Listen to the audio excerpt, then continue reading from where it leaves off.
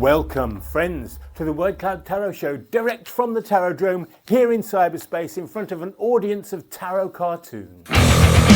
Today is Tuesday the 24th of February 2026, and this week, Gorton and Denton will have a by-election.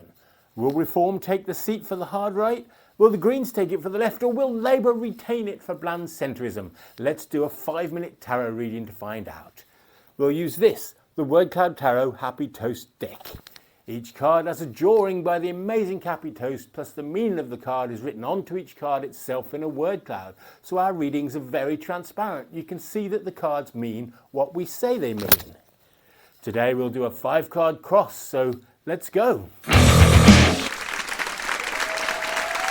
So we'll start with the first card, which represents the past. And that card is the 8 of Pentacles, known as Prudence. So this will be the old MP, Andrew Gwynn. He was a vocational MP with respect for the party and the consolidation of his internship into a frugal reasoning curriculum based on rational prudence. He was a health minister, dealing with medical issues and investment by private money, creating debt and loans for the NHS, for the health system. His school of politics has an emphasis on being sufficient, being reliable enough to give his voters no chance to deselect him.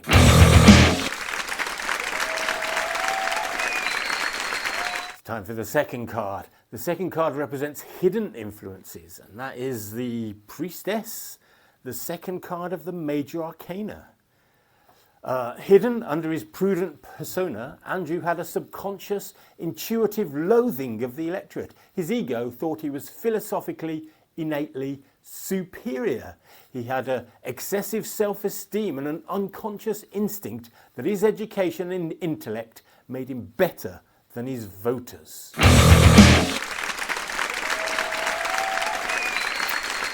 So that leads us to the third card, the card that represents external influences, and that is the 4 of Wands, completion. This card is the Labour Party, the organisation which first gave him approval and community. They too think of unity in education giving stability to their vote share.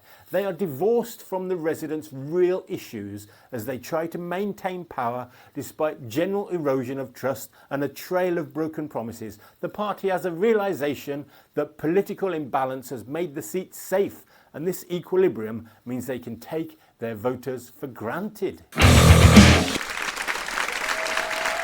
Which brings us to the next card, which is the cause of this by-election, the present moment, and that's the 19th trump card, the Sun. A sudden awakening of the electorate as Andrew's private messages leak.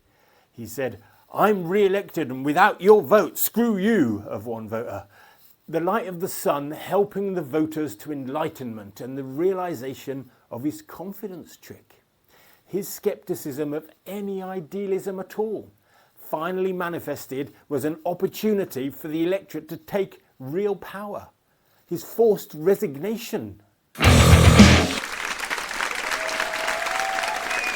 And so for the final outcome, the outcome of the election will be represented by the Queen of Swords. This suggests that the winner will be a ferocious, independent, motivated, brilliant, smart woman.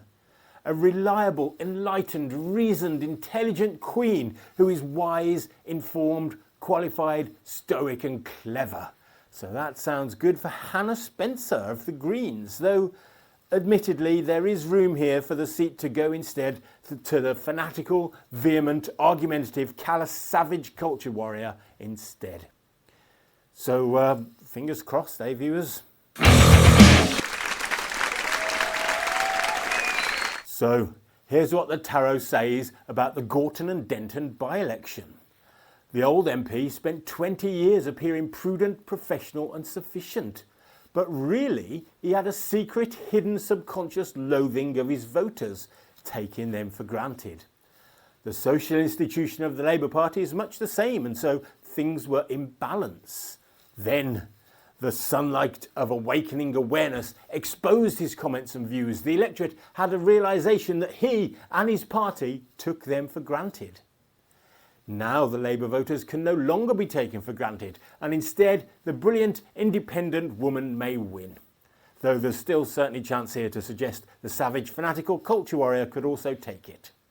Either way, perhaps Labour will learn to stop taking their voters for granted and stop chasing the votes of right-wing culture warrior crackers who will never ever vote for them.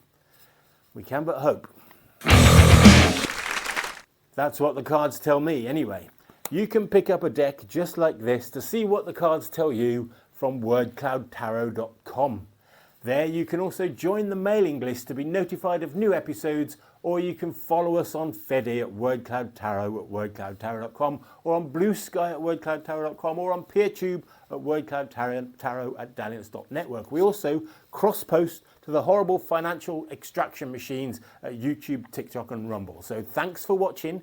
If you thought this was good or true or weird, tell a friend. They almost certainly haven't seen it, and so they don't yet know what we now know about the upcoming by-election this week.